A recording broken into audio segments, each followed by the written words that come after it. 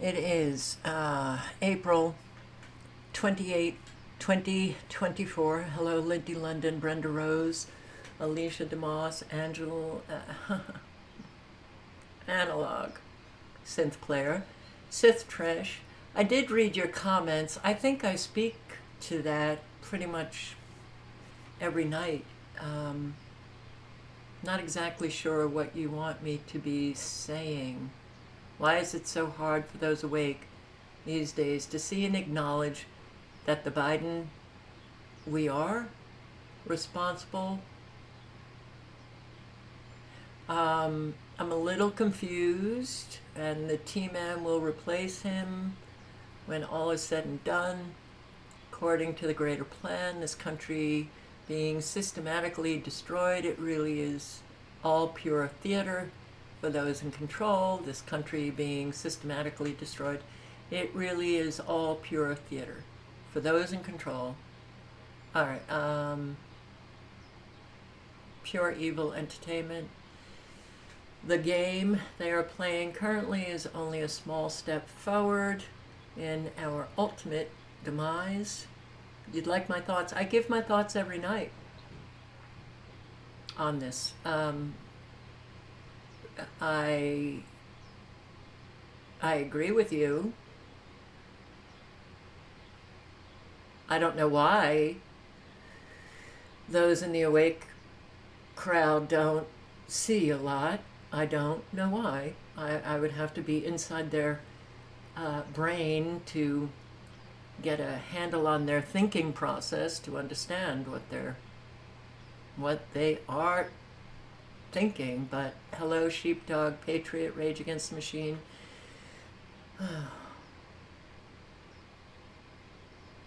Oh wow, it's been a year. It's been a year since Mike Morales died. 1 year. Wow. Wow. Okay. T Lamb, thank you very much. Silent Walk, Angelos, Benny Brad beats his mom. Hi. Taylor Noose, hi. Chillax Nick, hi. My Girl, hi. Donna Davidson, hello. Anthony Van Zandt, Shauna Howard, James B., Kim Blanchard, Justin Wynn, Amber Eyes, Space Indian. Hi. Hello, everyone. Well, more and more and more destruction, and it is pretty bad. Very, very bad. Very bad. So, let's look at current radar. And East Texas, into Louisiana, I think into Arkansas. Tornadic activity coming your way. And look at this. Look at, I would think that there is a frequency up there that is keeping this, that has been there for hours, in the same spot and leveling it off quite nicely. Wow. Now that is a defined weather front going in separate directions. And of course, it's revolving around. Not natural. Signatures, well, you see the frequencies for sure, the extremely low frequencies hitting this. All right, but look at this. Look how defined that is. All right, you guys in East Texas, and it's going to go into Louisiana. Probably on up into Arkansas. Be very, very careful. Pay attention to the weather, because you don't want to be a statistic.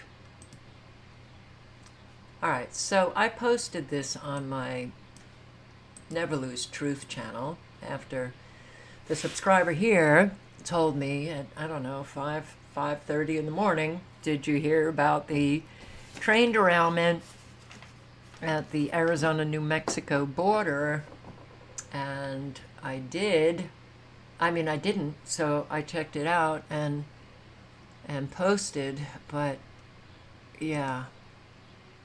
I-40 shut down due to train derailment near New Mexico-Arizona line. I don't think that they needed to shut down I-40, but they did. Everything now is about just flat out causing disruption and bringing down everything about what we used to live. Now it's all being inverted, it's being demolished, it's all institutions delegitimized, no security, destabilization, and it's unfortunate that we have people in the awake crowd who also play that game with people. But here, this is the train derailment. The fire from yesterday's train derailment is still raging 24 hours later. At least 36 train cars derailed around 1 p.m. Friday. 6 of them had propane. We're seeing new photos here from today. Here's how things looked yesterday. State police shut down I-40 in both directions last night. The eastbound lanes have since reopened in some parts of town, but I-40 west toward the New Mexico-Arizona state line is a mess. It is still shut down. Hundreds of people are stranded out on the interstate. Monica Logroño is live for us tonight near all those trapped drivers on I-40 near Laguna Pueblo. Monica, how's it looking right now? Well, Tommy, things are still pretty bad out here. I mean, just 20 minutes ago when I spoke to you last, we've seen at least 8 cars just start to go on the side of the road just to camp out. A lot of people are expecting to camp out. Now, behind me is Albuquerque. On the other side is where we're headed towards Gallup. Now, this backup is miles long. We can just show you right now. I mean, the camera can't even capture just how long this is. Earlier today, the site wasn't much different. We saw several semi-trucks and cars on the side of the road, hoping to see if things would pick back up again. I-40 West is closed just west from Albuquerque all the way to Gallup. Traffic is being sent from I-40 to Los Lunas on Highway 6 to meet up with I-25. Right now, state police say there is still no projected end for the closure. The train caught fire yesterday, as Tommy mentioned. Now it's still burning today, more than 24 hours later.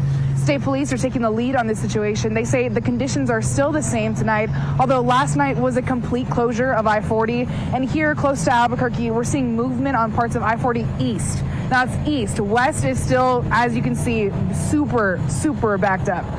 Now, state police say the reason for this closure was because the tanker's temperatures are just too high. I spoke to a truck driver out here. He explained his company wants him to sit it out because the detour would add an extra 300 miles to his trip to San Jose, California. I get paid by the mile. A lot of these owner-operators get paid by their load. So I'm losing 62 cents a mile, and I still have 1,600 miles to go. So that's $700. Good luck to the consumers. Product's going to be late. And thank God for truckers for putting up with this stuff, right? Oh, wow. All right. Devastation. This was yesterday, Minden, Iowa. Images coming out of Minden are gut-wrenching. Governor Kim Reynolds toured the town and explained that half of the homes and businesses there Nebraska are gone. Anchor Zach Williamson spent his day in Minden and shows us what folks are dealing with tonight. It's a devastating scene here on this Saturday in Minden. I'm senior reporter Zach Williamson in Minden, Iowa. Of all the communities, and so many were hit by Friday night storms, Minden may have been hit the hardest. Governor Kim Reynolds is here in Minden. She said during her press conference today there are about 180 homes here in Minden. 40% of them are probably gone for good. I was able to go on a little bit of a ride along with Pottawatomie County Sheriff Andy Brown to check out some of this damage. Our little town got hit, and we're just trying to dig out of it. It's heartbreaking to see the community, you see the devastation. A lot of businesses, Main Street, I think, has probably been impacted pretty bad. This is the foundation to where a home once sat.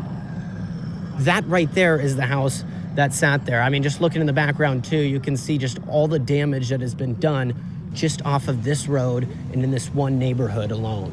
1976. What yeah. What scale is it? That was the last time. Let me tell you, got a guy here that's a mayor that had his home impacted and 2 or 3 businesses in the community who's gone through it twice. So not only is he managing the community, but he's dealing with personal loss too. We just see the resiliency of your community and everybody working together.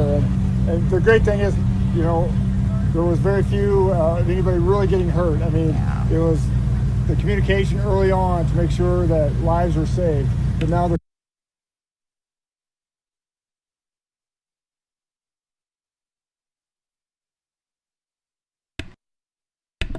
Anybody else feel the same when you hear the word resilience? You just want to scream. This is Omaha, Nebraska.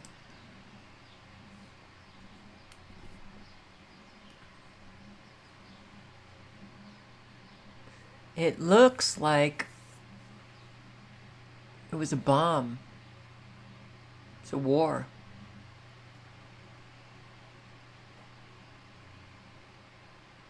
Right?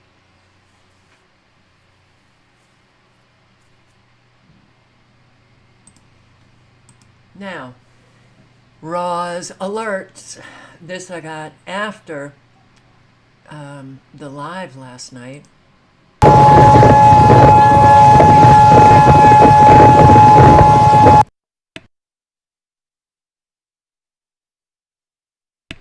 I'm sure many of you will remember that huge tornado, Norman, Oklahoma.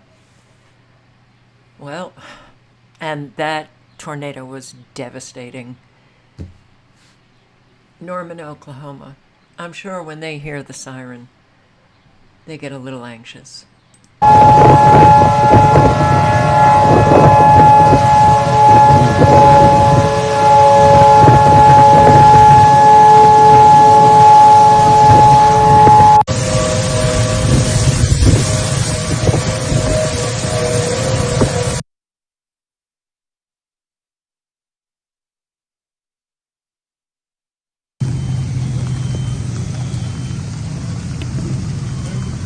This is Sulphur, Oklahoma, which was hit really very, very hard.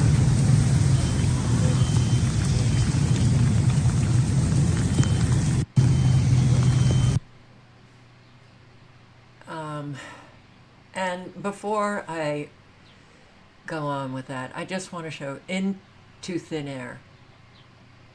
I thought I had been following him. Warning, Oklahoma is next. Here it comes. Please prepare. Okay. He shows how they were just charging up the atmosphere with Doppler radar, all of the frequencies involved. And Into Thin Air also has a YouTube channel that you may want to check out and subscribe. 427, the same thing as yesterday. Sky has already been prepped.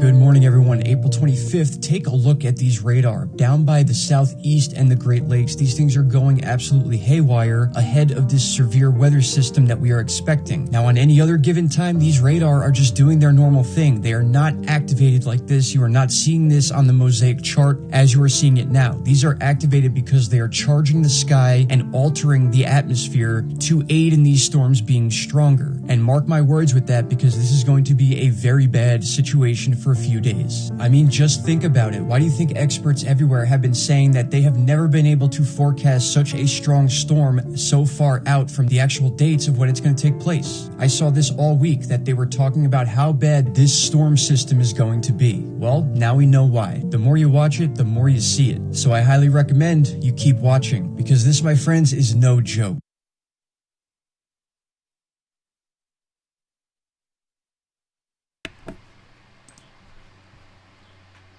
Okay.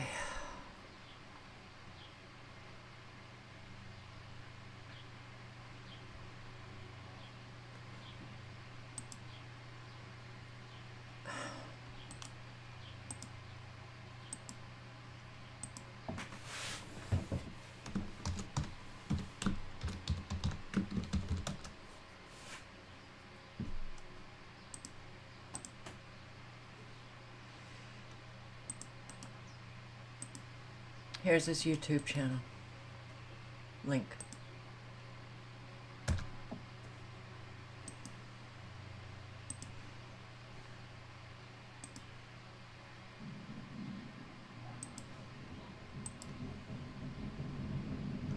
And I'm glad more people are doing the work that is similar to Into Thin Air. I just can't anymore, you know. I'll show you just one radar site. I just show you the well, the Doppler radar pulses for sure, the extremely low frequencies, but it's up to everybody, you know, whether they want to do some research or just watch some videos. Go to the playlist, you watch weather modification playlists on my channel, go to other channels. You know, after 13 years, you get, with everything getting worse and worse and worse, and you know, our community is not really, there's an awful lot of just, sorry to say, bullshit people.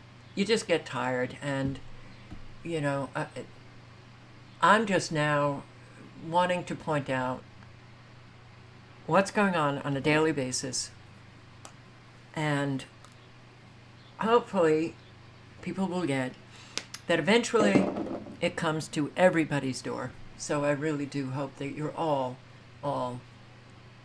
prepared, you know, whether it's going to come financially for you, the economy, a loss of job, can't pay your mortgage, you lose your home, weather warfare, you lose your home. There's so many medical issues because of all of the toxins that we are subjected to. There's an awful lot out there, but Sulphur, Oklahoma. I can't play this video because it's live storm chaser. And these storm chasers they really guard their videos.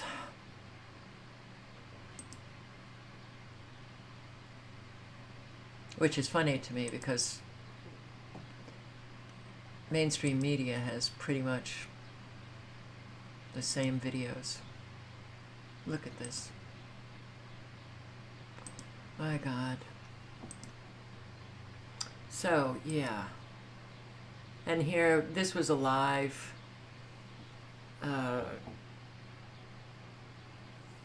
this is an aerial view of the tornado in Sulphur.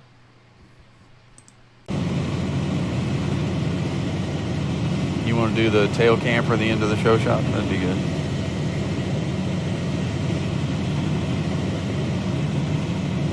Yeah. Or the whatever camera you want to use. I don't care.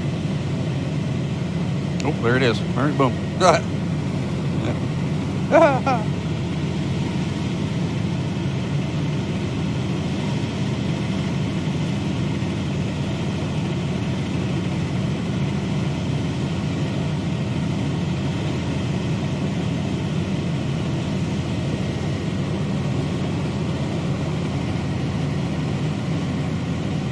Hey, Francisco, we're about to go live on web. I'll let you know when. I went all the way to the... I had it set up Sorry. Cisco's showing you here that, I've been working to clear by hand, clear a lot of that debris out of the streets just so vehicles can get through. But that's what it takes, and that's what we've seen in storms like this. Let's see, Francisco, I want you to look at some huge established trees that have been there for decades just toppled over, but there's a great shot of neighbors helping neighbors, trying to make sense, trying to just find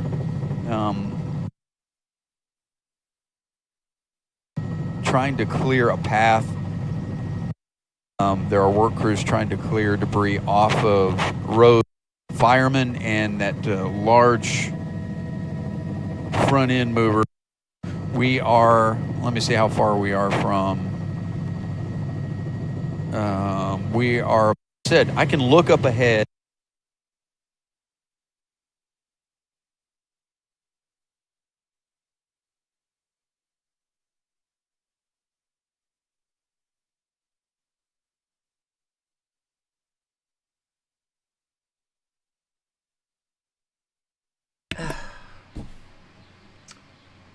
I lost my place, so that's why I'm just getting off that.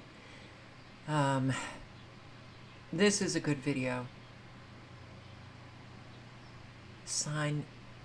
Why am I not signed in? Isn't that interesting? What the hell is going on?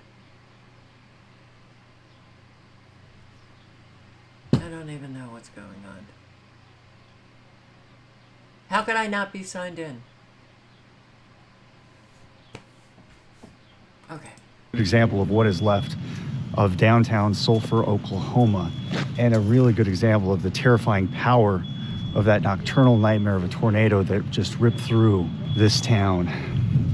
Buildings wiped away, businesses, lives changed in an instant. Yeah, I didn't go to a shelter. My grandson did. I heard the tornado roaring, coming through, and we got the alert over the thing, but it was too late to go anywhere. The roar, the sound, and then I heard a crash, glass splintering, and that type thing, and kind of a shudder. It scared me for a second, and then I thought, okay, I'm okay. My 3 dogs are with me. They're okay. I didn't realize what had happened. I stepped out when it was all over. I stepped out into my living room and looked, and I thought, oh, the ceilings fell in. But there's that big pecan tree missed me by maybe 6 foot. If it had been if the tree had fallen 6 foot closer or whatever, that tree would have got me. I'm here for a reason. God loves me. So, and I guess God didn't love the 4 people who died in these tornadoes, like the 4-month-old as well. I've had near misses. I'm here for a reason. I don't know what it is other than raise a family and be there for them. All my family is safe. That's what matters to me. Things, they can be replaced. You can see just how much damage this tornado caused. And again, in just mere moments, the screeching of alarms as power is out. A sort of soundtrack to this disaster. You can see business owners trying to get in and see what they have left. Were you in this building here? Yeah, I was in the hallway. I heard the sirens go off, and I haven't had any news, so I really don't know what's happened beyond this. Did you know the hallway was kind of the safest spot for you to get to? It is. Yeah. That's the really only place I had to go, and it's a short hallway with 2 doors, so just holding one of the doors shut, and like I said, it was over pretty quick. So I was hoping it wouldn't be this bad, but with the lightning last night, I could see that. But I'm just thankful that no one died. This entire area, this downtown core of Sulphur, gone in mere moments.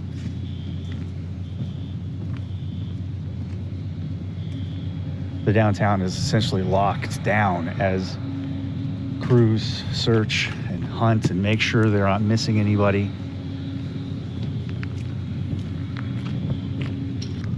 In any direction you look, just pure devastation.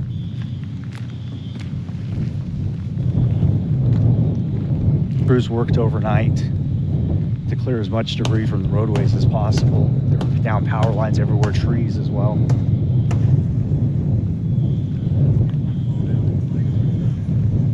The long process of rebuilding begins again.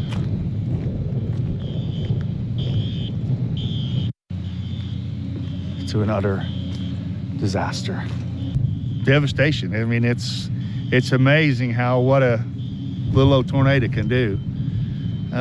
Just wiped out a lot of history. You know, Sulphur's been here since before statehood, and it's wiped out a lot of history.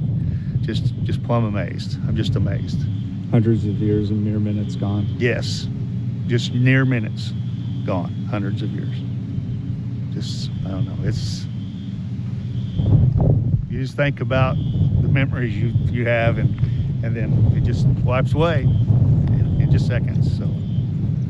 Then you're here with your son? Yes, sir. Showing him, walking him around as well. What's that like, showing him the town you grew up in and now the town he was growing up in, and he's going to grow up in a completely different town?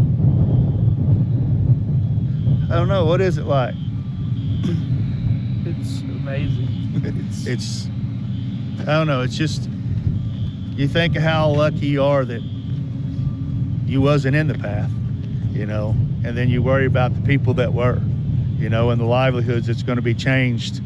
This is their businesses that's all gone. You know, now they have to start all over. So. And again, nothing worse than a nocturnal tornado. Nothing. Nighttime tornadoes in Oklahoma are the most scariest thing you can be in, because you can't see them wrapped in rain. You might get a lightning flash, and there it is.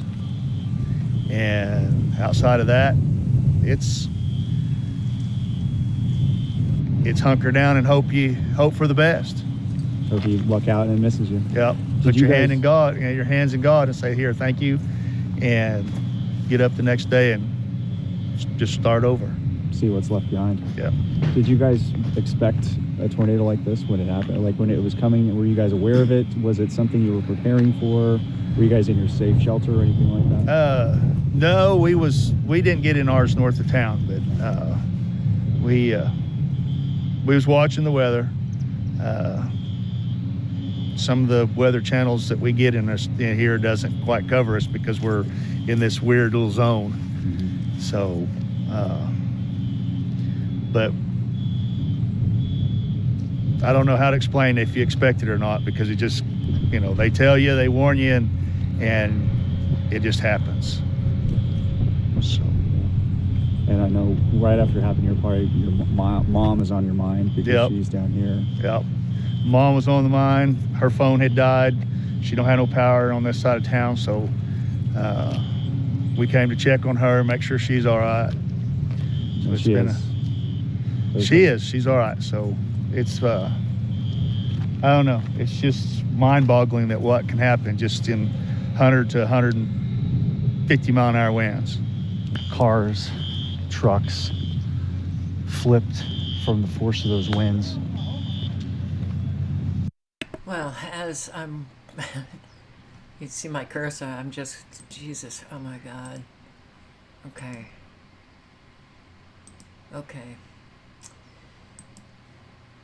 Injuries reported in Oklahoma tornado outbreak. We begin with a Fox weather alert this Sunday morning. This is Marietta, Oklahoma. Tornado outbreak in Oklahoma causing extensive damage overnight. The National Weather Service reporting multiple large and extremely dangerous tornadoes on the ground at the same time overnight across parts of the state. Oklahoma's emergency management saying that there's reports of not only injuries, but property damage, flooding, down trees and down power lines across several counties. The town of Sulphur, which is about 85 miles south of Oklahoma City, seeing injuries and impacts from what appears to be at least not one, but two large tornadoes overnight, as flood warnings were issued there as well.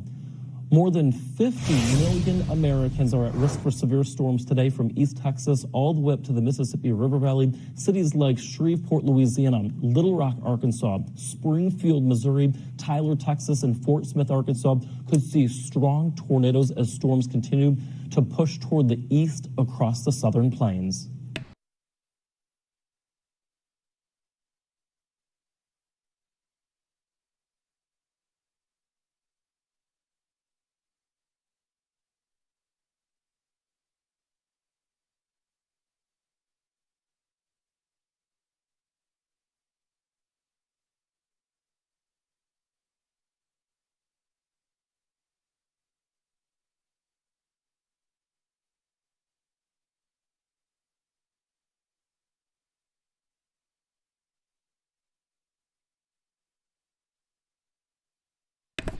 Wow, man, my mic is really not working.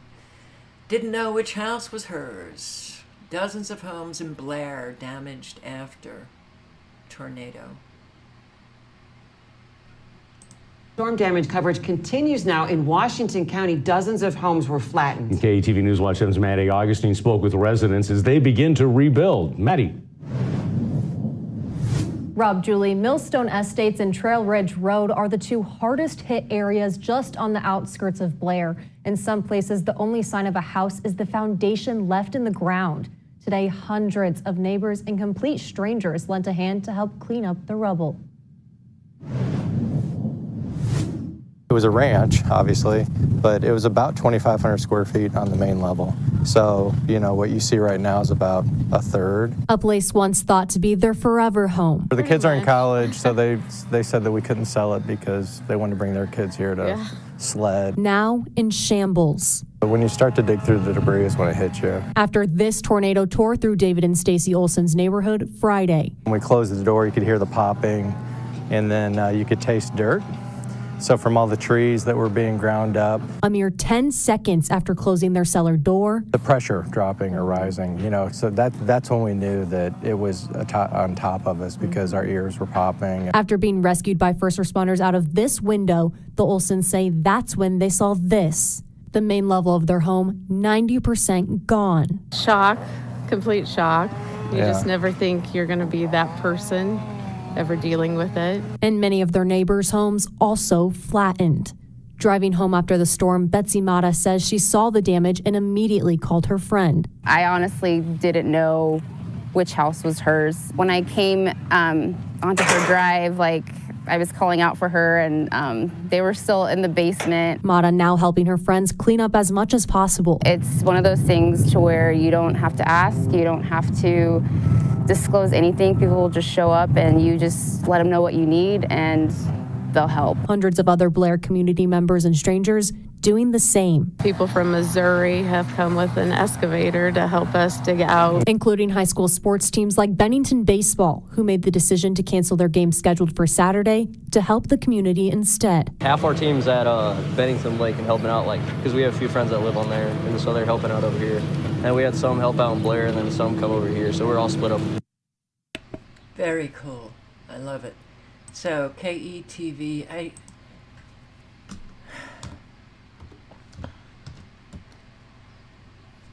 Nebraska. Texas flooding. High waters submerge vehicle in Everman, Texas. And this was last night. Closing down roads. A pond in Portland, Maine. Well, it's taking over homes. Well, take a look behind me. This is Job's Pond, and there's supposed to be a beach here. It's gone. And if you look across the pond, all those houses, well, they're supposed to have backyards. Those are gone. And if you take a look over here through the tree line, you'll see what was a pavilion. Now, only the roof is above water. It's rising every day. Yeah, every day. Yeah. Inch by precious inch. Portland's Pondside residents are pumping. I guess 11 pumps are running now. I couldn't keep up with the water. To save their property. An abundance of water. We shouldn't be in this mess. This is not our fault. Created by a glacier, Job's Pond is fed by underground springs, storm runoff, and culverts. A lot of water coming in with no exit. This is the result. I got 5 concrete blocks here, height-wise, that I've had to raise the air conditioner. Roy Ivers has lived here for 15 years. Retired, his new full-time job is keeping his retirement home afloat. So far, he's losing the battle. There's 70 inches of water in his basement. We're moving out. Moved all the appliances out of the house. We're packing it up and moving it out. We're figuring it's going to hit the floorboards another week. House by house, you see the devastation. Submerged staircases, saturated sandbags, decks turned into docks. That's a hill. It's supposed to be a beach. Now it's almost to the top of this patio. Jean Bishop's home has been in the family for 5 generations, wondering if this will be the last. Sometimes I'm angry and sometimes I'm crying. It just depends on the day. All they can do is pump and wait. We're waiting for one of the powers that be to say they'll get rid of this water and then get us a long-term fix. We need help, but we can't wait 3 months. I just wish we could do something quicker. Portland's first selectman, Ryan Curley, told Fox 61 the town is in close coordination with the state and federal government on a fix that could include pumping water out or installing an outflow culvert. I certainly know that time is of the essence for these residents. I've been down to the pond several times myself now. I've spoken with the residents many times. I share their concerns. I promise the town of Portland is doing everything that we can. That's a big pond. Okay, everything is about destruction. However it comes, that's what it's about. Here, they thought wrong. Construction crew floods Pearland pasture. This is in Texas. And with the story you'll see only on 2, a Pearland pasture is still flooded 3 days after the owner says a city contractor pumped thousands of gallons of water onto her land. This land is where nearly a dozen horses call home, but now they're all pent up in their stalls, unable to go out. The owner says a fire hydrant was left open for days, for hours that is, flooding the field with water. So now that owner is turning to KPRC2's Gage Golding to investigate how all of this happened.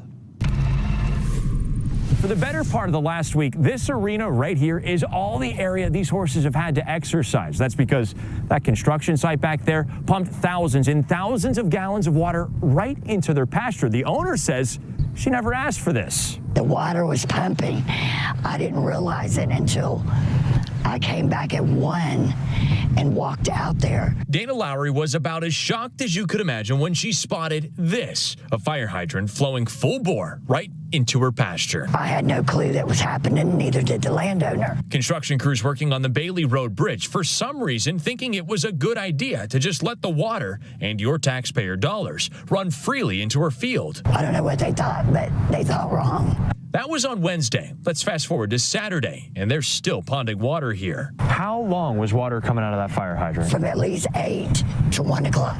Hours. Hours. Thousands of gallons. Yes. Now look, she tried asking the city and the contractor, hey, what's the deal?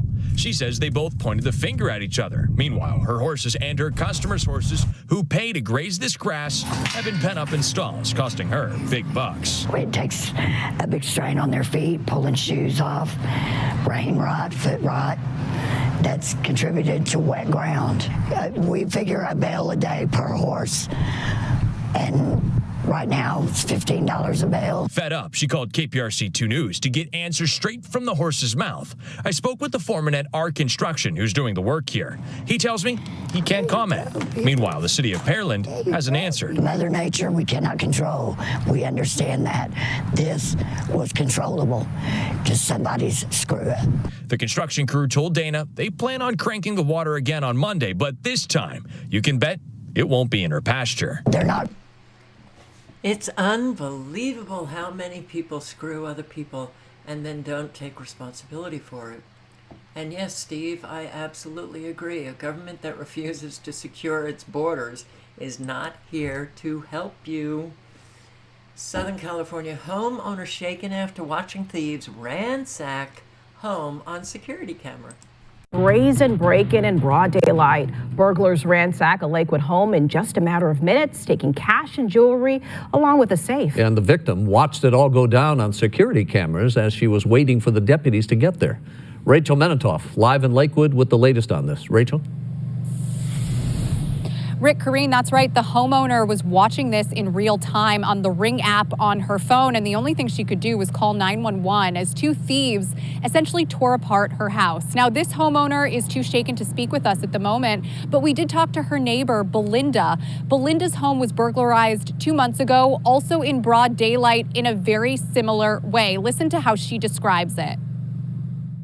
Honestly, I feel like they walked up, they waved as if they were waving at a camera, and they were in and out really fast. There wasn't even any activity downstairs is what it appeared to be. They opened one drawer, but they knew exactly where they were going, is what it seemed like. I mean, they seemed like they knew what they were doing.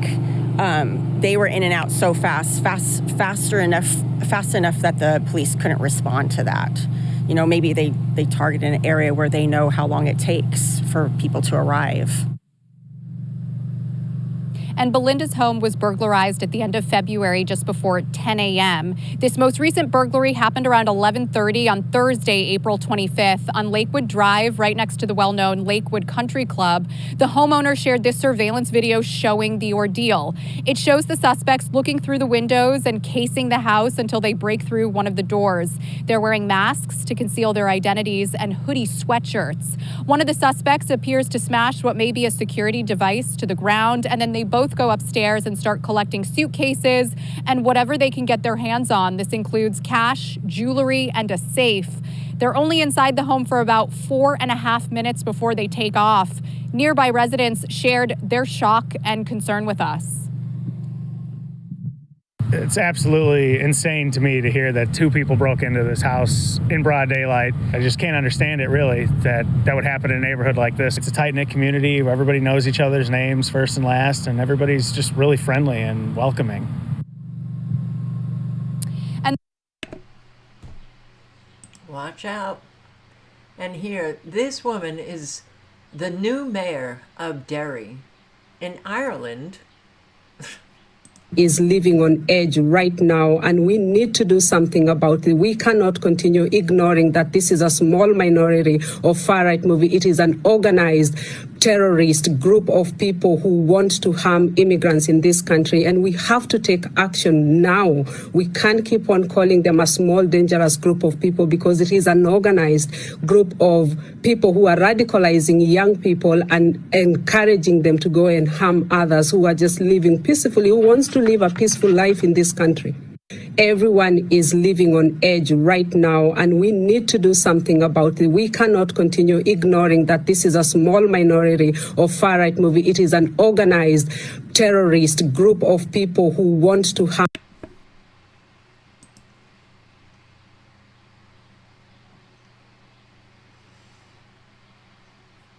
It's a terrorist organization who are protesting all of the migrants coming into Ireland.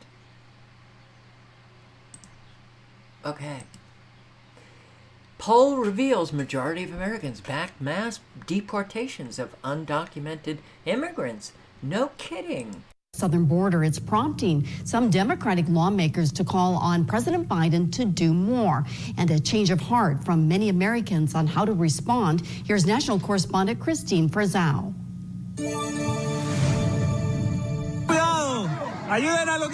Those on the front lines warn it's a literal embodiment of the challenges we face as a country. A freight train carrying hundreds of migrants now speeding toward the U.S. border as local law enforcement struggles to keep up. This is my 40th year working the border in one aspect or another, and I've seen the good, the bad, and the ugly of this border, and this is the ugliest I've ever seen it. Cochise County, Arizona Sheriff Mark Daniels' concerns echoing through the halls of Congress 2,000 miles away, where 5 moderate Democrats are calling on President Biden to give the Border Patrol the same authority to immediately expel migrants that expired, lamenting, along with the president, the foreign aid package just signed into law did not include provisions for the border. This year, I proposed and negotiated and agreed to the strongest border security bill this country has ever seen. It was bipartisan. It should have been included in this bill. Former Maryland Governor Larry Hogan just back from the border in McAllen, Texas, begging Congress as a whole to stop ignoring the crisis. The Republican candidate for Senate writing in the Washington Times, this is a national security threat that leaders in both parties have failed to take seriously. San Diego, California has just become a new epicenter, with migrants sometimes arriving on the beach while kids are playing. 22 people jumping out. Okay, well, doesn't matter because the American people are not on the radar of those wonderful people who represent us, whether local government, state government, or federal government. We must resist. Worst part is, we as a society seem to have become indifferent to it.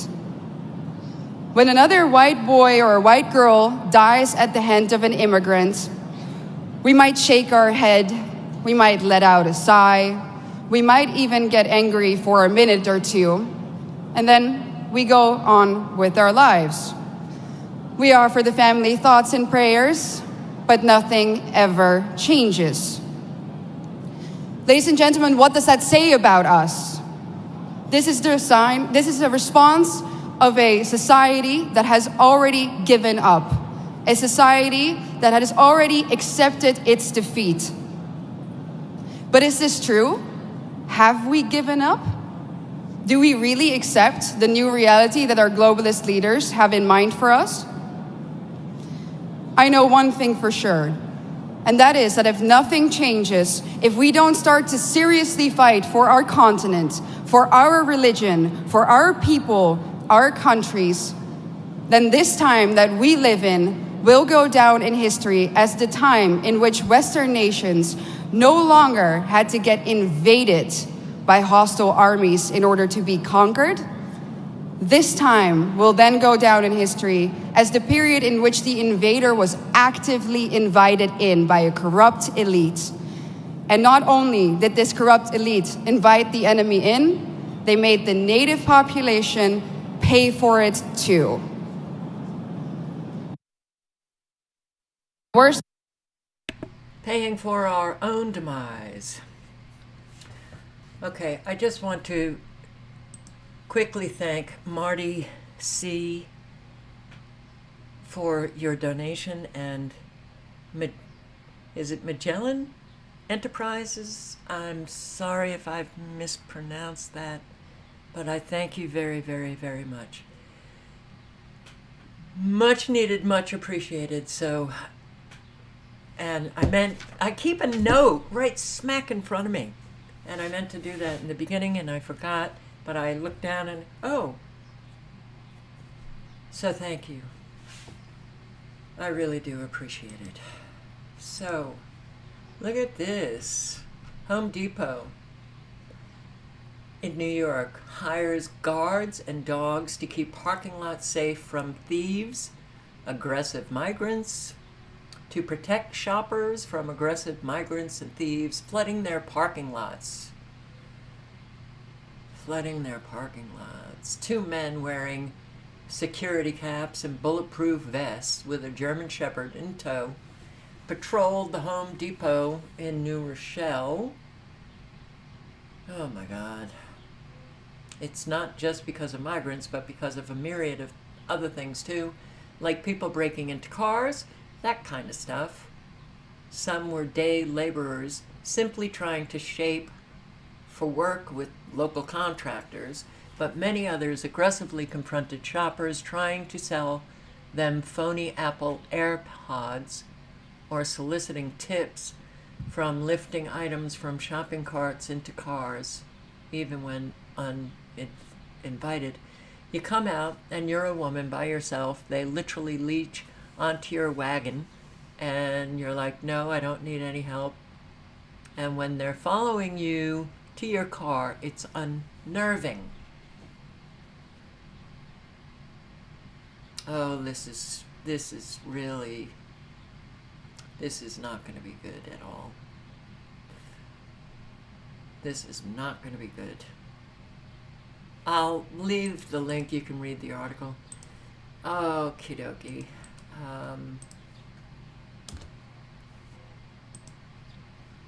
Let me go through this quickly. Florida real estate sellers slashing home prices as inventory surges to uncomfortable levels. People can't afford to buy homes. And a judge approved a $418 million realtor settlement, upending the way Americans buy and sell homes. Overhaul of the way people buy and sell their homes in the United States. The settlement may effectively demolish the current real estate business model. Under the current system, home sellers pay the full commission, usually 5 to 6%, which is generally shared between the agent representing the seller and an agent representing the buyer. Critics say this practice inflates housing prices. Oh, well, there's going to be a greater surge in inventory as prices just continue to increase. Under the new terms of the settlement, which was announced in March, sellers' agents will no longer be required to offer commissions to buyers' agents. The settlement does not explicitly spell the end of the traditional 6% commission split between the seller and buyers. Commissions are expected to fall because they will become competitive and negotiable. The change could raise costs for home buyers. If sellers are no longer paying buyers' agents, home buyers may be on the hook to pay their broker directly. In Minnesota, Matt Henley told CNN last month that when he lists his home this spring, he plans to offer a 0% commission to the buyer's agent, effectively forcing a potential buyer to negotiate their agent's commission on their own. Why wait for the settlement? Okay, so this definitely could raise prices. And new overtime rule could negatively impact small businesses. It will negatively impact. Every policy now is detrimental to American citizens. Increasing the salary threshold for mandatory overtime could have unintended impacts on small operators and their employees. Yes, just like California with their minimum wage increase to $20, well, what did employers do? They let go of a lot of employees, they slashed the hours of a lot of employees, and they went automatic. Robots. And this is just another burden for employers. Never heard of cord cutters, but I came across this article. Comcast lost over 500,000 TV customers and lost 65,000 internet customers in the first quarter of 2024 as cord cutting is speeding up. So cord cutting, I mean, is you're just getting rid of your broadband or your TV people, TV company and internet. So it works out to over 5,300 subscribers every day. It lost 65,000 broadband customers for the quarter, a jump over the 34,000 it lost in the fourth quarter of 2023. So people are not happy with Comcast They're going for something cheaper. Starting to take hold as Americans look for cheaper ways to get home internet. It is still in its early years, but with new options for home internet, cord cutting 2.0 is finally a reality. And Peacock, I don't even know what that is, did see subscribers increase by 3 million in the first quarter, with 34 million subscribers, but they lost 639 million in the first quarter of 2024, so I think they need a whole lot more customers. And sorry to say, the world's chocolate supply under threat by a virus. Researchers call for, cacao trees to be vaccinated. Vaccinate the trees. Cacao trees in West Africa, where 50% of the world's chocolate originates, are currently under threat by a virus that may jeopardize the global supply of chocolate. It's a new scientific study that saw that the cacao swollen shoot virus disease was caused by tiny insects called mealybugs. It's endangered the trees in the Ivory Coast and Ghana. I didn't know we got 50% of our chocolate from Africa, West Africa. Live and learn, I guess, huh? Okay, chocolate's going to skyrocket. Iowa universities to shutter diversity, equity, and inclusion programs. Increase civics education. Wow. Well, that's cool, right? Yeah. Cursive handwriting bill signed into law by Oklahoma Governor Kevin Stitt requires all Oklahoma public and charter schools to teach cursive writing to students in 3rd through 5th grade. Can't believe that we just ditched cursive writing, but hey, that's public education for you. Hertz loses another $200 million from electric vehicles because people don't want them. They're way, way, way too expensive.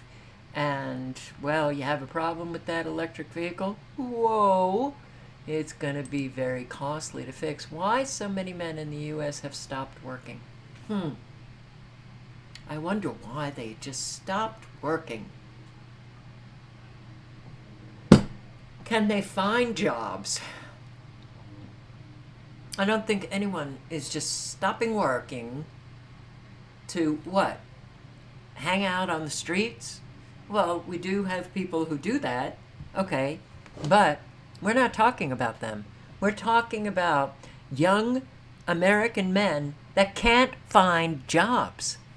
And they call it stopping working, the struggle for the soul of the GOP. Does it even have a soul? I don't think so. Just going to read this one paragraph. The disconnect between the swamp. Oh, wait, I thought Trump was getting rid of the swamp. What happened? Well, he replaced some.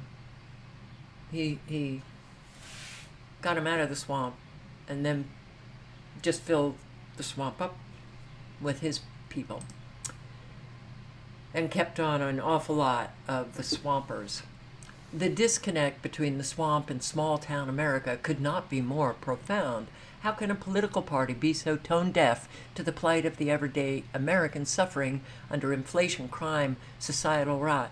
How can a Republican-led House prioritize the borders of another country over our own border, even as American citizens are killed by illegal immigrants? How can so-called fiscally responsible Republicans sign off on what is now a $174 billion gift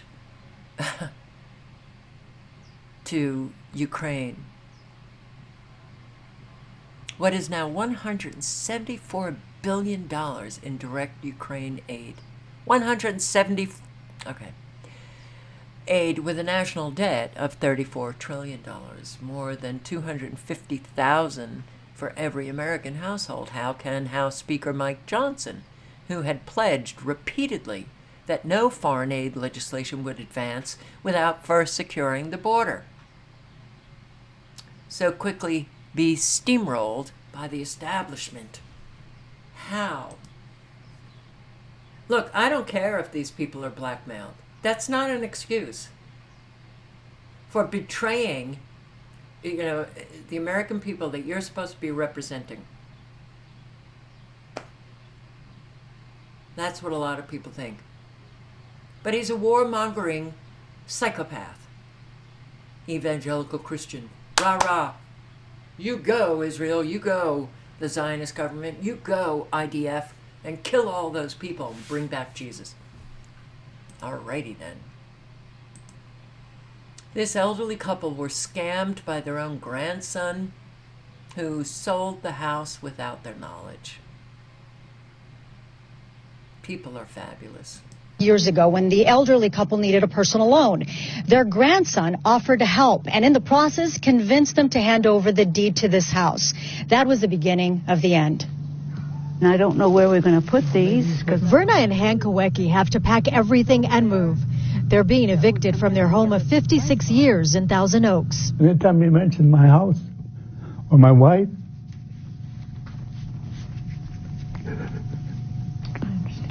it's rough. Losing the house is incredibly painful for this couple in their 80s. But it's how they lost the house that hurts the most. They say they were scammed by their own grandson. People in the neighborhood told me all about it, but I still couldn't believe it. Not from him, I couldn't. And I don't know how a person can have a behavior like that. Doug Emerson is one of the neighbors who broke the news to the elderly couple. He noticed that when Hank and Helen were out on Sundays with their grandson, realtors would be showing the house to potential buyers. Emerson did some digging and discovered the grandson the couple loved dearly was selling the house without their knowledge. I asked him outright when he came by, I said, "Is my house for sale?" He says, "Oh, no, don't worry about it." But it was for sale. Not only was the house for sale, all the equity was gone. He took out $360,000. Then he took out another loan for $65,000 and took out another loan for $47,400. When the couple confronted the grandson, they say he left and never.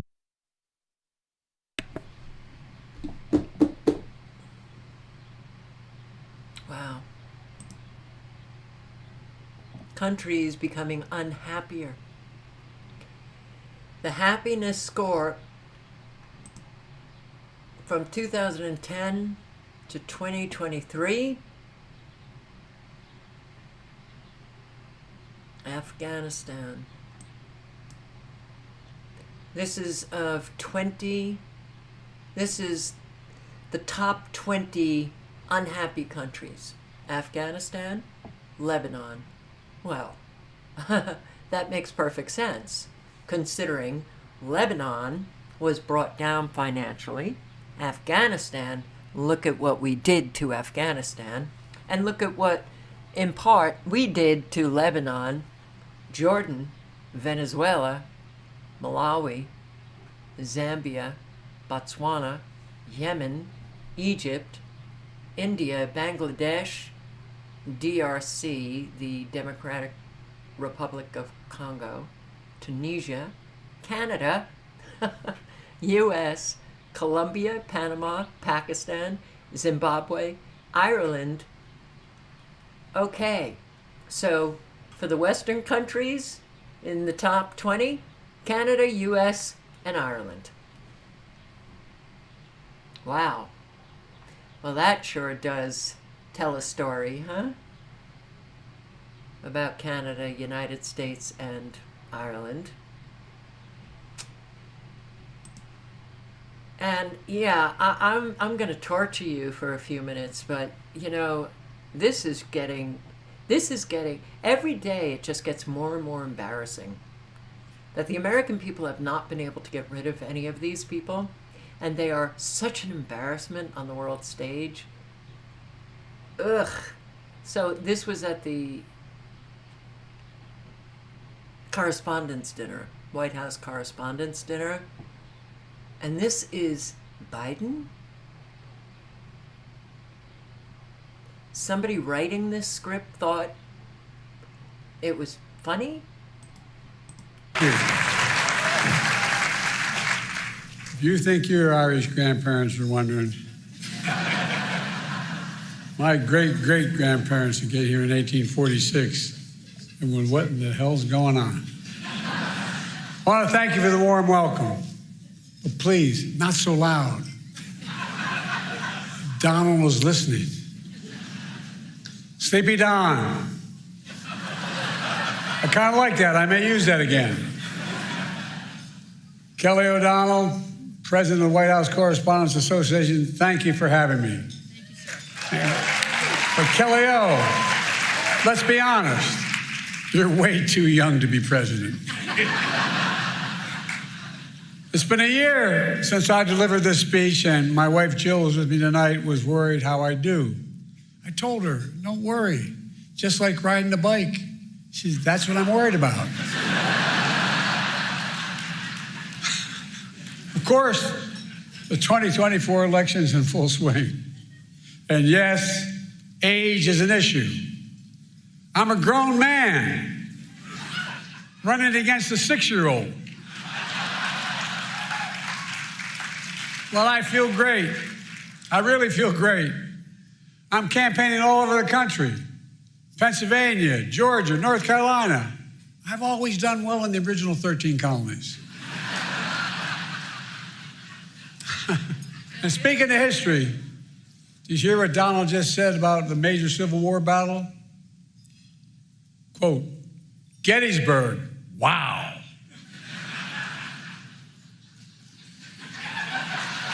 Trump's speech was so embarrassing, the statue of Robert E. Lee surrendered again. But look, age is the only thing we have in common. My vice president actually endorses me.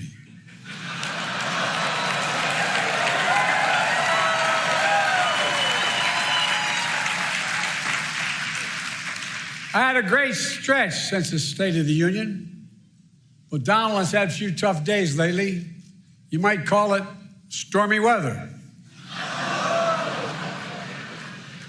What the hell? Trump's so desperate he started reading those Bibles he's selling. Then he got to the first commandment.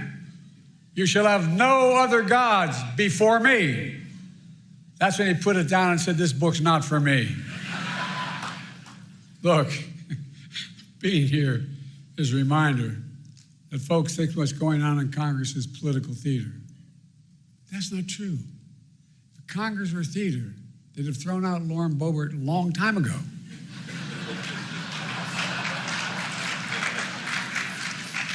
Now, to all my friends in the press and Fox News, some of you complain that I don't take enough of your questions. No comment. Of course, the New York Times issued a statement blasting me for, quote, active and effectively avoiding independent journalists. Hey, if that's what it takes to get the New York Times to say I'm active and effective, I'm for it. It's okay. And people clap. I'm sorry. Life has been for a very long time just so bizarre in this country. But it has taken on an evil twist that Americans are suffering, and these people are just partying it up.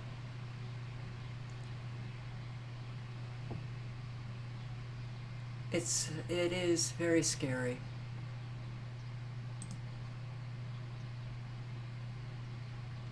And as far as I'm concerned, this is not Joe Biden. Now I'm going to play a few minutes of this. This is not about Robert F. Kennedy Jr., but he discloses, and if you have done your own independent research on what the CIA has been, well, how they have been poisoning Americans for a very, very long time, then you will know that everything that he is saying is absolutely true. But for those of you who don't know, I think it's important to play I don't care about Robert F. Kennedy Jr. I lost all respect with his position on Israel. Done. So, I look back on, in my new book, I talk about the history of the U.S. bioweapons program. And from the beginning, the CIA was running the bioweapons program. Why? Because we didn't have a bioweapons program after World War II. And the CIA's first operation was called Operation Paperclip. And it was an operation to get all the bioweapons and nuclear and chemical scientists out of Germany and Japan, where they had an extensive bioweapons program. The Japanese had a horrendous program where they did live vivisections on 3,000 people. They killed them all during the operation, removing their infected organs while they were alive with no anesthesia. And these were horrible, horrible scientists. The CIA elevated them, brought them over to Fort Detrick, downloaded them, and made them the heads of hospital systems and pharmaceutical companies in Japan, and continued to work with them. And they brought all the German scientists over here. And then they did all these experiments unwittingly on the American public. They sprayed toxins in National Airport. They sprayed them in the Pentagon air conditioning system. They put poison water in NIH. They put light bulbs filled with bacteria that they broke on the grates and contaminated the New York City subway system. Some of those microbes still in the subway today. They did aerial dosing and from ships of about 60 million Americans. They dosed San Francisco, Los Angeles, New York, Virginia, Norfolk, Virginia. All of the seaside towns were dosed from the air. And a lot of the Midwestern cities were also dosed. Okay, did you know that our government was poisoning us in our water and also in the air, in our subways, and our sewer systems? This is all in RFK Jr.'s new book, The Wuhan Cover-Up. This is crazy. The stuff that he goes through and documents, he documents all of it. So many footnotes. It's crazy to me. All unwitting. They did 200 outdoor tests on Americans unwitting. And they developed bioweapons that by 1969 had a nuclear equivalent. They could kill people at 29 cents per death, according to a CIA study, which they're bragging about. And then in 69, President Nixon shocks the world by going to Fort Detrick and ending the U.S. bioweapons program. He was worried that we were creating bioweapons that could be reproduced for nothing. They were kind of a poor man's nuclear bomb. Anybody could reproduce them and we were publishing how you did it. So they were giving blueprints to foreign nations to create these things that could be used against us. And he said, why are we doing this? We have nuclear bombs. We don't need these things. And we have a monopoly on nuclear bombs. 7 nations have them. We've agreed not to give them to anybody else. Why are we letting these guys get, weapons that are going to be turned against us? So he shut down the whole program. The Pentagon destroyed all of its bioweapons, but the CIA went into Fort Detrick right before the Pentagon went in there and took cultures of all the different weapons and hid them in a warehouse. A lot of it was hid in New York City and Washington, D.C. And they continued. We signed the Bioweapons Treaty, which Nixon, one of the great accomplishments of Nixon, he got all the nations of the world to sign it. We signed the Geneva Convention finally after delaying it for 50 years. The CIA was breaking the law the entire time. Then, in 2001, in June, the CIA sponsors the first of its pandemic simulations. It simulates a biological attack on Washington, D.C. by Saddam Hussein. This is in June 2001. That simulation got international press, and a lot of the CIA people like Judith Miller from the New York Times was promoting it, going around doing all the talk shows. It triggered 2 Senate hearings, one by Joe Biden's committee, and that hearing was in September 2001. What happened in September 2001? The 9/11. So that hearing was going on during 9/11. As soon as 9/11 happened, the neocons, which were working on all this stuff with the CIA, pulled out the Patriot Act, a 350-page statute from a shelf where it had been waiting for a while, and in 1 week said, we want to pass this in a week. There's only one member of Congress who read it, which was Dennis Kucinich, and he went crazy and said, you have no idea this is the end of American democracy if you do this. It allows the CIA to spy on Americans. One of the things the Patriot Act did is it did not get rid of the Geneva Convention. or the Bioweapons Treaty, but it said no federal official can be prosecuted for violating those two statutes. So it reopened the bioweapons arms race globally. And when a week after, when the Patriot Act was being debated and it was being held up by two senators, there was an anthrax attack on the U.S. Capitol. It was blamed on Saddam Hussein, and the neocons all said, see, we were right in the pandemic simulation, Saddam Hussein attacked us. And we used that as a justification to go to war against Saddam Hussein. And within 2 days, we passed the Patriot Act. Who got the anthrax? Two Senate offices. Tom Daschle and Patrick Leahy, the two senators who were blocking the Patriot Act. I put the link in if you want to listen to the remainder. It's 21 minutes. When did RFK say vaccines are safe and effective?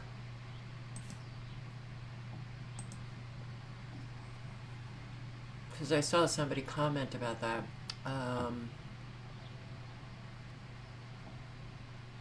I missed if he did say it. That's considering everything that he has said about those things. If he came out and said that, then we are living in one hell of a weird, surreal world.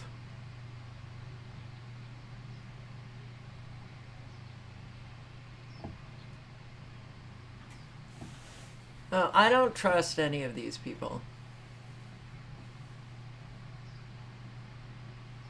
But when they speak something that, and as far as I'm concerned, everybody should be doing their independent research so that when they hear something, they know that it's true.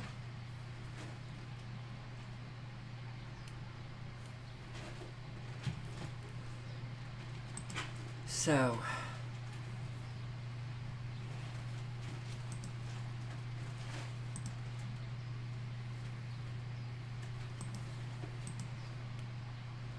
lock them up. Lock them up.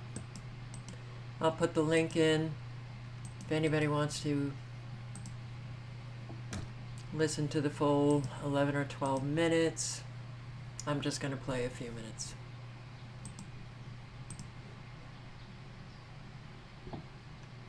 All right, this is weird. Hey, this is Russell Dobula. This is very weird. I don't know what's going on. So, YouTube said that I wasn't signed in, which means I couldn't be going live.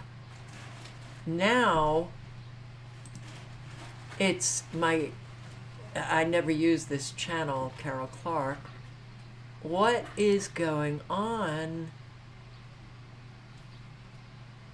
I don't know what's going on, but if the videos play, then let's just move forward. Sitting in for Jimmy Dore, who is performing in El Paso, Texas tonight. And I am joined by Keaton Weiss. Hello, everybody. Cousin to Barry Weiss, as we will discuss later. All right, yeah. So they don't get along. No. So, backlash against Texas governor after he sends troopers on horseback into Gaza protest on campus. Texas Governor Greg Abbott has been accused of going too far with crackdowns on college pro-Palestine protesters. Up to 100 state troopers, including some on horseback, were called in to stop demonstrations at the University of Texas at Austin on Wednesday. Students are demanding that the college divest from manufacturers supplying weapons to Israel, a call that's been echoed on campuses nationwide. Universities from New York to California have staged similar pro-Palestine demonstrations in recent days. Quote, arrests being made right now and will continue until the crowd disperses. These protesters belong in jail. That's your Republican Governor Abbott there on X. Dozens of people were arrested at the protest that had been organized by the university's Palestinian Solidarity Committee.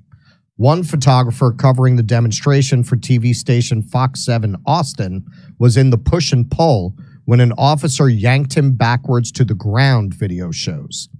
The station later confirmed that the photographer had been arrested. A journalist was also knocked down in the mayhem, and he could be seen bleeding before police helped him to medical staff. The reaction to the protest was met with harsh criticism from Democrats in the state. Today, Greg Abbott's Department of Public Safety has more courage to arrest peaceful student protesters than when an active shooter entered an elementary school in Uvalde, state Democrats said on Wednesday. That's low in that state. Governor Abbott is taking a very political opportunity to enforce his agenda, a very right-wing agenda focused on control, not on governance. Chelsea Collier, a doctoral student at the School of Information and a native Texan who spent her entire academic career at UT, told the Washington Post. So this footage is insane. If we saw this footage in, say, Venezuela, the Western media would be all over it. See what happens in these communist countries? Well, no, it's happening here. Okay, you made a mistake taking down the journalist, so why'd you arrest him afterwards? But we'll see this. This is Jackson Hinkle. Texas cops threw a Fox 7 News journalist to the ground and arrested him at an anti-Zionist protest. Reminds me of how the Israeli military treats Palestinian journalists. So let's see.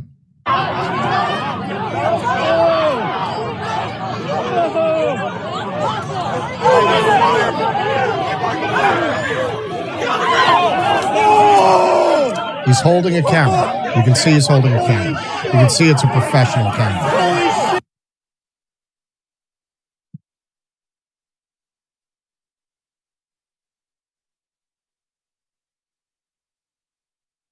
This is, I think, his footage from the ground.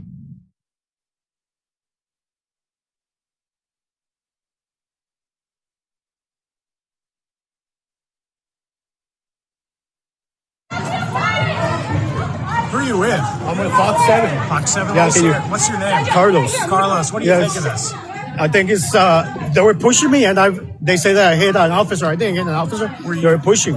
You know what I mean? They were pushing me. I'm a legal observer. What's your name and date of birth? We're going to send attorneys to you. Has this ever happened? No, it's never happened to me. You know what I mean? I was just covering things. Did you tell them you were the press? Yeah, I told them that I was the press. There's got a press pass around his neck. I was not hitting somebody. Yeah? Okay, and there's something.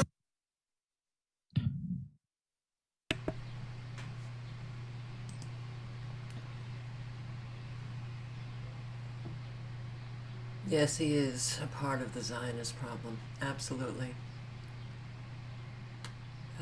Yeah, I've heard RFK saying that he's not anti-vax.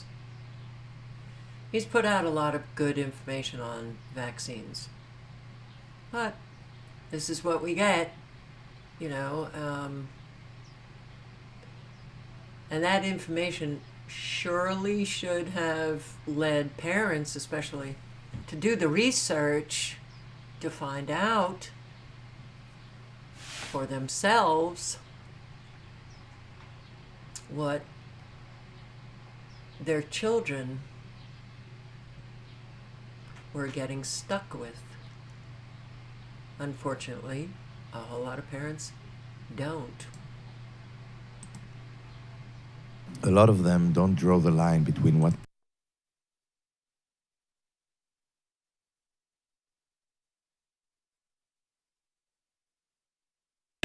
There was an interview with an IDF soldier who came out and talked about the indiscriminate killing that's going on with the IDF killing just innocent Palestinians. we call militants or terrorists and what we would call civilians. After the 7th, for example, people saw those videos of those people being paraded through the streets around Gaza, right? And those people cheer or even take part in whatever it is. So they say, like, all of them are part of it. Like, they all support it. Was that quite a widespread view that everyone in Gaza is complicit? Very much so. For many of the people around me, that was the thing. It came from saying, those are the kids that we spared in the war in 2014, right? Those are the kids that we spared then are now the terrorists that did the 7th, right? It's a bit the implication there being, if you kill a kid now, it's okay. Everyone, yeah. That was, I don't want to say the majority, but it was alarmingly widespread in the people around me talking about this. A lot of them don't draw the line between what we call militants or terrorists and what we would call civilians. After the 7th, for example, people saw those videos of those people being paraded through the streets around Gaza, right? And those people cheer or even take part in whatever it is. So they say, like, all of them are part of it. Like, they all support it. Was that quite a widespread view that everyone in Gaza is complicit? Very much so. For many of the people around me, that was the thing. It came from saying, those are the kids that we spared in the war in 2014, right? Those are the kids that we spared then are now the terrorists that did the 7th, right? It's a bit the implication there being, if you kill a kid now, it's okay. Everyone, yeah. It's interesting how people don't get that the more you traumatize people, the more you keep pounding them down, they get angry. And they could do something with that anger. It comes back to you. How is it that people just don't get that? Seems rather simple. As a Holocaust survivor, my message to the brave student protesters in America is just keep doing it, don't give up. We are doing exactly the same, and in the long term, we are going to prevail. I'm out from the beginning at every march. A small group of survivors and descendants of survivors demonstrate disagreement with the use of the Holocaust experience as a cover by the Zionists and the State of Israel. What's happening on America's college campuses is horrific. This is reminiscent of what happened in German universities in the 1930s. The way that the Israeli government is using the memory of the Holocaust in order to justify what they are doing to the Gazans is a complete insult to the memory of the Holocaust. And we stand repeated in the last few demos carrying placards hanging from the neck saying this survivor of the Holocaust is against the genocide in Gaza. And we also demonstrate against the conflating of Jewishness with Zionism, which is what the Israeli state is trying to do, which does nothing else but increases anti-Semitism. So we are trying to counter that by demonstrating that Jews and Holocaust survivors are against that. We have tremendously warm reception and appreciation from the typical members of the march. We get handshakes and hugs, and some people stand and some women cry seeing the placards. It's a great and warm experience. When the right-wing section of the present government is trying to press for the banning of these marches on the grounds that they create no-go areas for Jews and they are anti-Semitic, we know that this is complete rubbish. And the very opposite is true. Today's marches are having a very hopeful aspect, that it is so large, so persistent, so global, that eventually the Western leadership, which are trying to deny what is actually going on, will be forced to face up to it. And I think we are not far from that. I think there was no parallel to that in the Jewish Holocaust experience. In fact, there was great abandonment, certainly from the leadership of the country. There were some, very few, very brave people who risked everything to be on the right side of history and to rescue as much as possible. But the majority of people were too afraid and look the other way. There is a question of historic responsibility towards injustice, genocide, and fascism. If you are just indifferent, if you do not take a stand, you acquire a degree of guilt without any doubt. And I think it is imperative to assert opposition and even at some degree of disadvantage and risk, if you want to be guilt-free when history judges what's happening. Bada bing. Bada bing.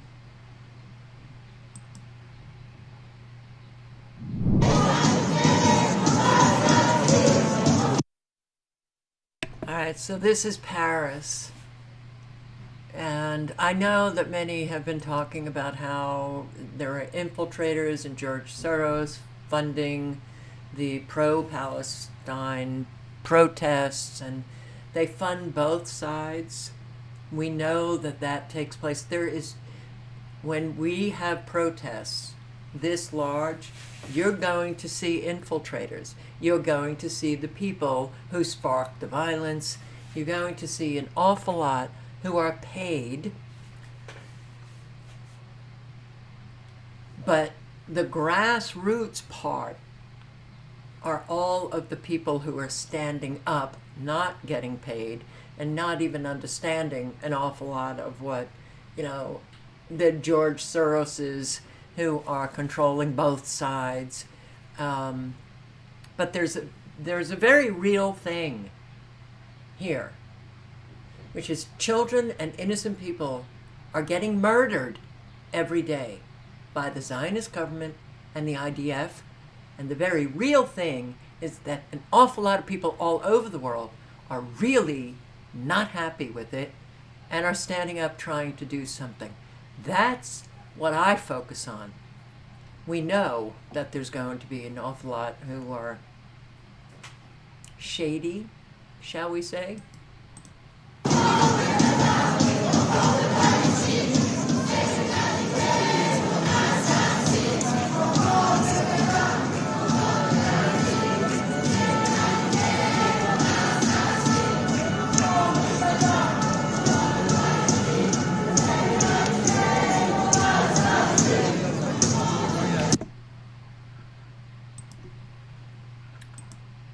Double Down News is the channel, and here is the link. Western Warrior.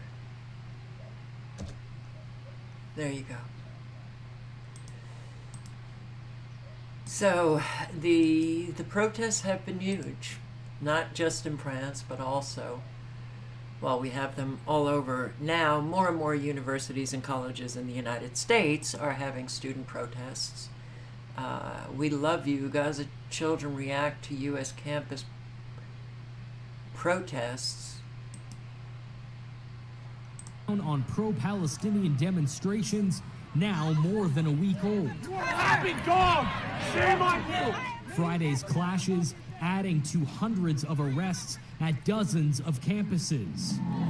Free, free Palestine! George Washington's statue donning the keffiyeh and a Palestinian flag as student protests continue to spread across the U.S. Dozens of universities across the United States who are rising up in solidarity with Gaza and to put an end to the Zionist U.S. genocide against our people.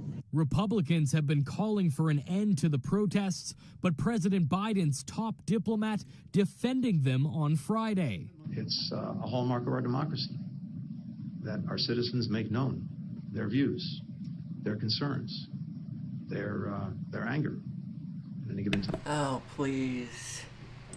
Blinken is all for the protest? Give me. I'm the wrong kind of Jew that the media. I'm also going to play this out. This is 4 minutes. Meet the wrong Jew. The media doesn't want you to know exists. This is also Double Down News, and I'll put the link in.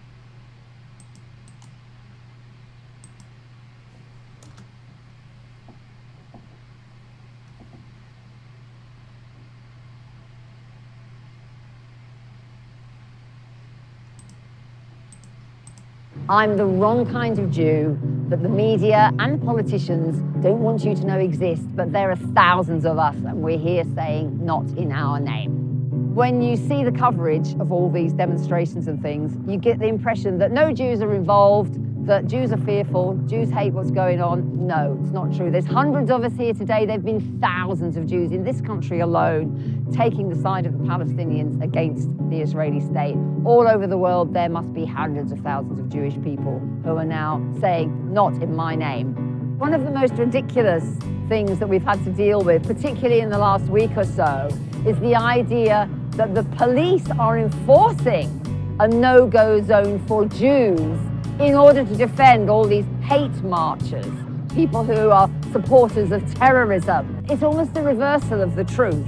We are saying, along with most sensible people around the world, that everybody, Palestinians included, deserve to be free wherever they live, including between the river, Jordan, and the Mediterranean Sea. People say, but as a Jew, are you not frightened? Are you not subjected to assaults and threats and abuse?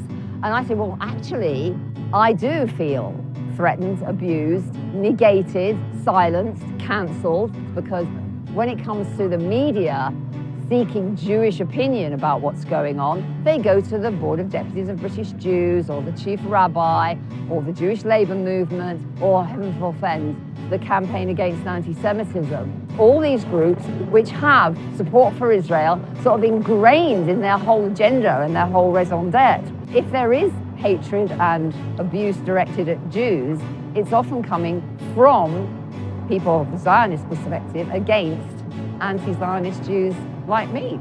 People need to take on board the fact that there are elders in the Jewish community. Many of them are Holocaust survivors and also the descendants of Holocaust survivors who have been present on these demonstrations, given fantastic interviews themselves, explaining why, as victims of a past genocide, they will not tolerate an ongoing genocide that the world is witnessing in real time. It is so dangerous and divisive, the way this so-called conflict has been portrayed, taking the Israeli line, calling it the Israel-Hamas war, when this is clearly a war against the entire Palestinian people, collective punishment, ethnic cleansing, plausible genocide. And there is nothing religious about this war. It is a war of settler colonialism against an occupied people.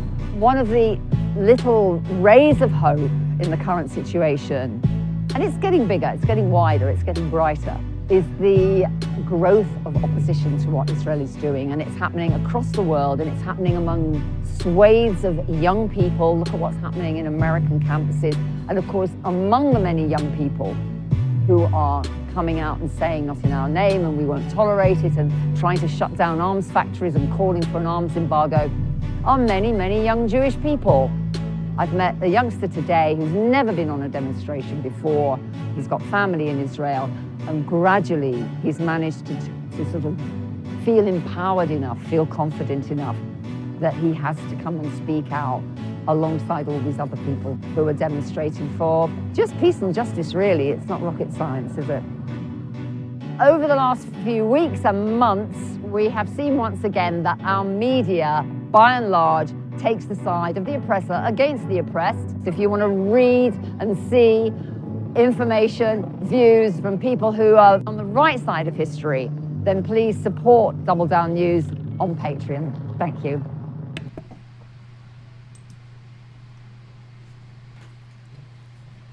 This is a distraction campaign? What are they distracting you from? Pulls at people's heartstrings? You damn straight it does. How would you like it if you have a child and that child gets shot by a sniper, or bombed into oblivion, or is dying underneath rubble? I don't get people. But a distraction campaign. Oh, okay. This is a very big happening.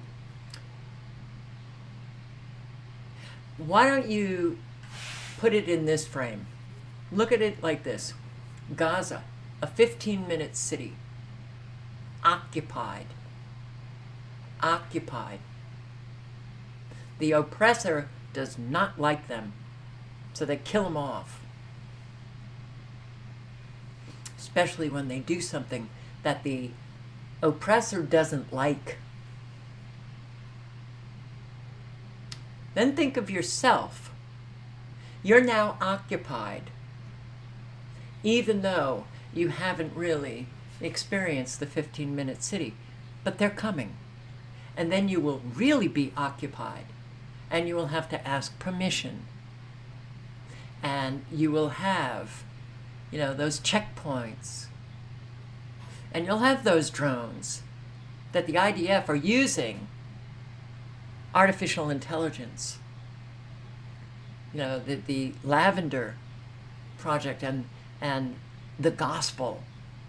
Lavender, artificial intelligence. We're going to seek out the individuals and kill them. And the artificial intelligence that goes about looking for structures, the gospel. All of this is coming to you. So how about thinking of what you're witnessing now? Some version is coming to you.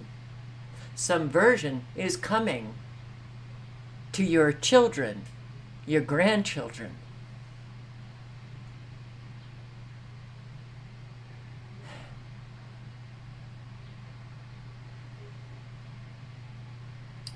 Walking around with a broken jaw, no treatment available, children having their limbs cut off without anesthetic.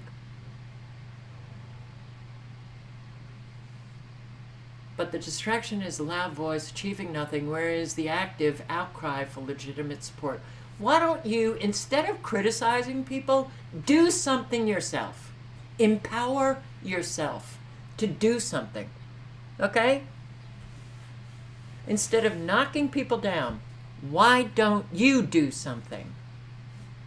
How about that be your focus?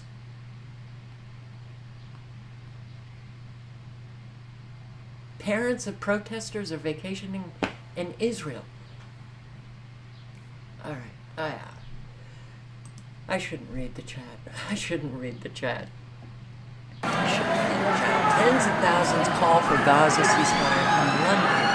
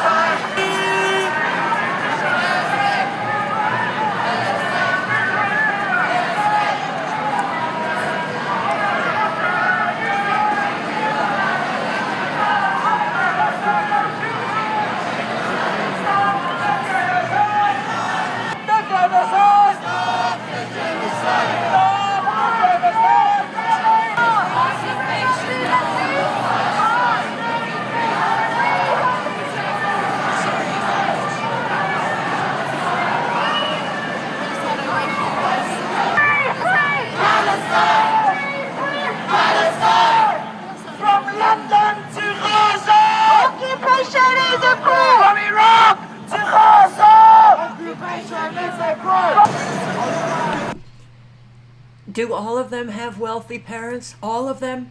You know each and every one of them? Maybe some are in scholarship. Oh, how about all of the universities and colleges that are not the elite schools, like City College in New York? Or there are other places, but now these are getting into areas that are not the elite universities and colleges. You hear something from someone, and then you just gloss everyone with that brush. That's not a good way of thinking. That's not using any kind of discernment. That's not using, okay, you've got the elite, and look, you also have a lot of these kids in these elite schools who do not want to see children murdered, who do not want to see innocent people killed. I honestly don't get how people think.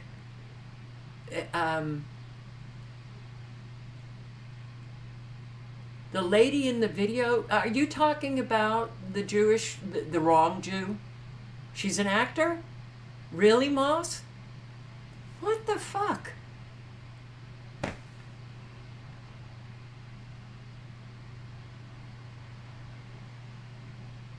She's an actress. Oh.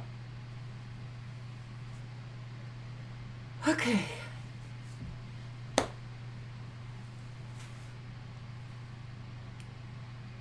I don't understand. I'm baffled. This is Russell Dobular sitting. Okay, so now here is one that is really just, all right, you have an awful lot on both sides that lie. That's what screws us up. It's the lie. Everything falls under the umbrella of the lie. Everything. If people would just start being honest, so much, the ripple effect of that would be wild. It would be so incredible.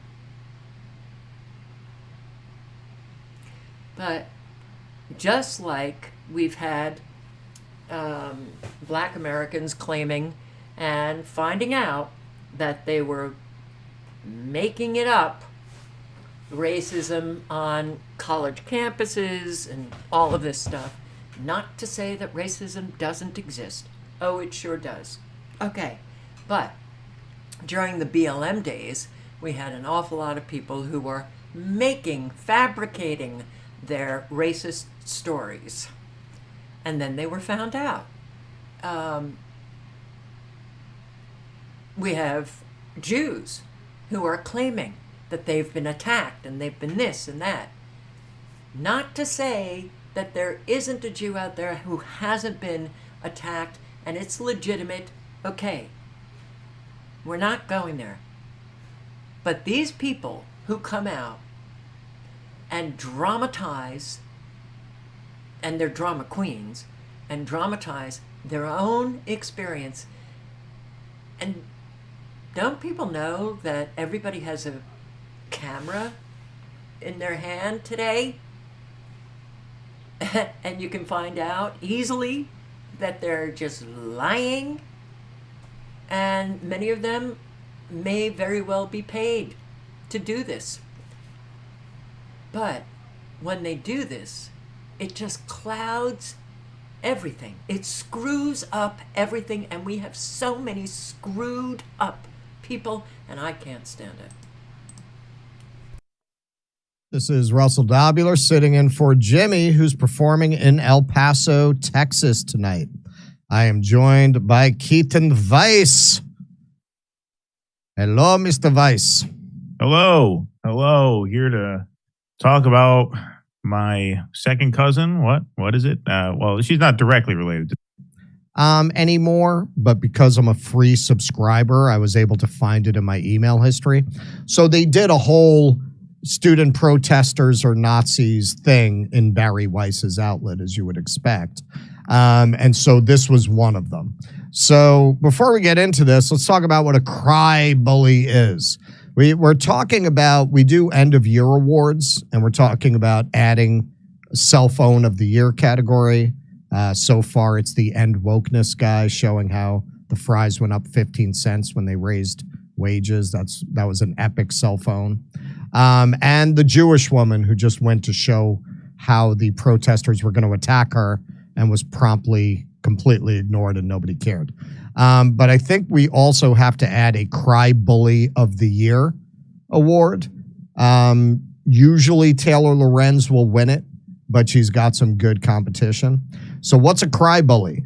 A bully who harasses their victim, then goes crying fake tears to a person or group of authority or publicity, claiming that their victim harassed them in order to encourage them to wrongly persecute the victim as well.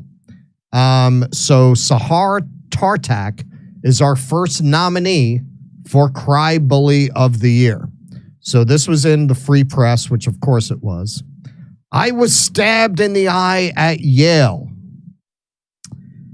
I was stabbed in the eye last night on Yale University's campus because I am a Jew.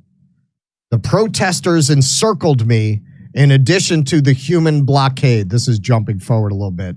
She claimed they made a human blockade around her, which they actually did, and we'll see in the video, but not in an aggressive way, in a, we've got to keep this psycho who clearly wants to start trouble away from the protesters. So you'll see. Their arms linked, and they danced in a circle around me so that I was pinned between them, the human blockade, and a wall. Some other demonstrators noticed this and joined in on the taunting. So she's painting this very Bohemian Grove initiation kind of a picture, which doesn't match at all what you're going to see. They pointed their middle fingers at me and yelled, "Free Palestine." And the taunting continued until a 6-foot-something male protester holding a Palestinian flag waved the flag in my face and then stabbed me with it in my left eye. My assailant was masked and wearing a keffiyeh concealing his identity. He also wore glasses and a black jacket. I started to yell and chase after him, but the wall of students continued to block me as I screamed. The midnight demonstration, the encampment, the violence, all of it violates Yale policy. Some of it, like my assault, also violates state and federal law. Yet nothing meaningful seems to happen in response. Given Yale's permissiveness, I had the sinking feeling that someone would get hurt. I just didn't expect it to be me. I felt pressure where the stick of the flag had hit my left eye and had a headache last night and much of today. I'm okay now, though. Well, thank God for that. I couldn't help but think of my mother, Shanaz, who grew up in Iran. Her neighbors threw rocks at her for being a Jew. She has a scar on her eyelid to this day. Well, that sounds absolutely terrible. That sounds very Lord of the Flies.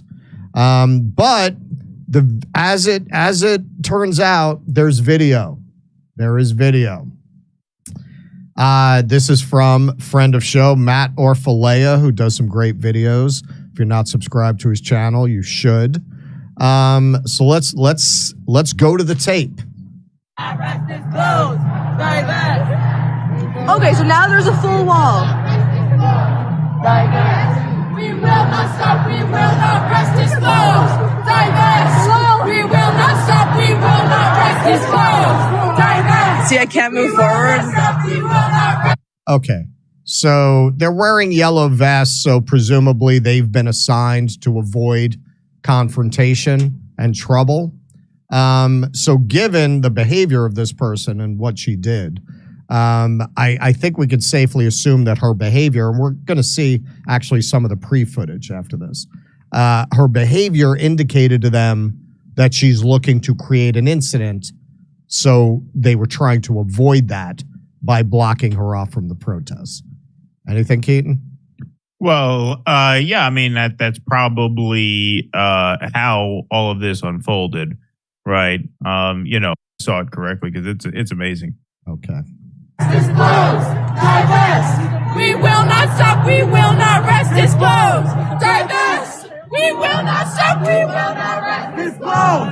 Divest. We will not stop, we will not rest, disclose. Divest. We will not stop, we will not rest, disclose. Divest. We will not stop, we will not rest, disclose. Divest. Ow, you stopped. What? That's it. Somebody was waving a flag and she yelled, "You stabbed me in the eye." Okay, so at worst, it's embarrassing. Sure. It's an accident. The guy's not even looking at her. He clearly is oblivious to her anyway. He's not moving with any intent. He's waving the flag around. So Okay, so now there's a full wall.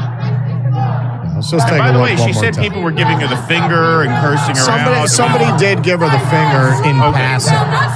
Like they're not really paying a lot of attention to it. See, I can't move forward.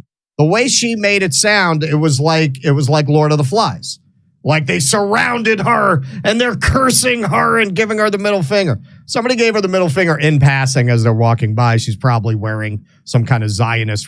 In fact, I think in the article she said she was wearing the Star of David or something. Is that in this video or in another one? What?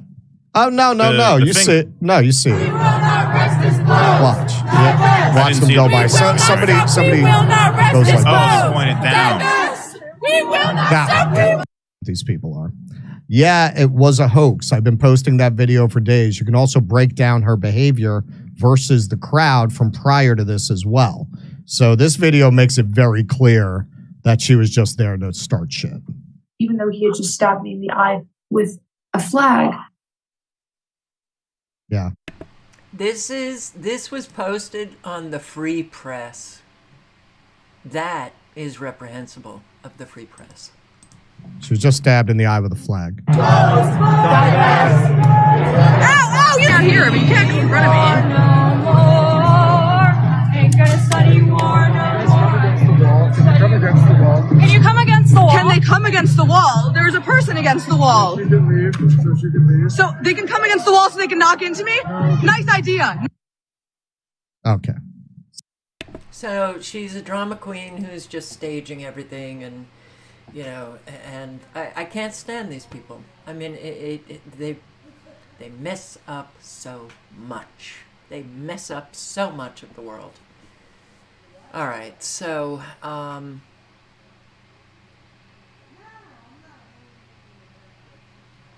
I leave tomorrow, and I'm not sure how long it's going to be before I can come back to you all. So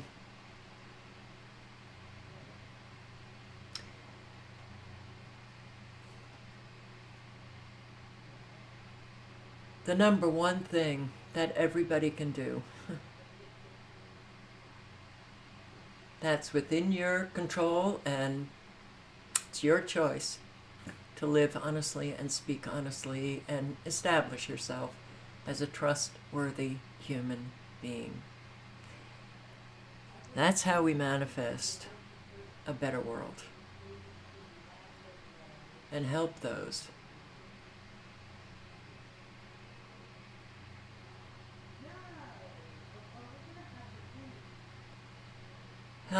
in need.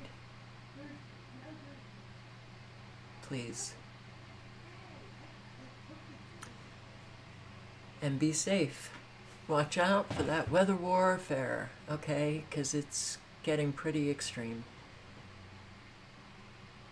I just hope I can make it to Texas without having to encounter anything.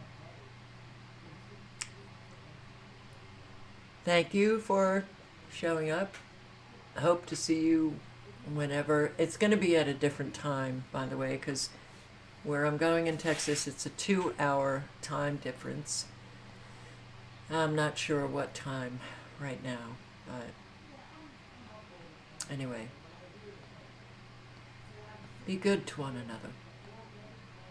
Don't do things that really screw people.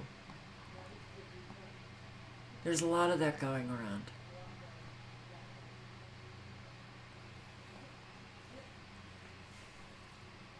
Bring your best self to life. And on that note, I say good night and good luck. Ciao.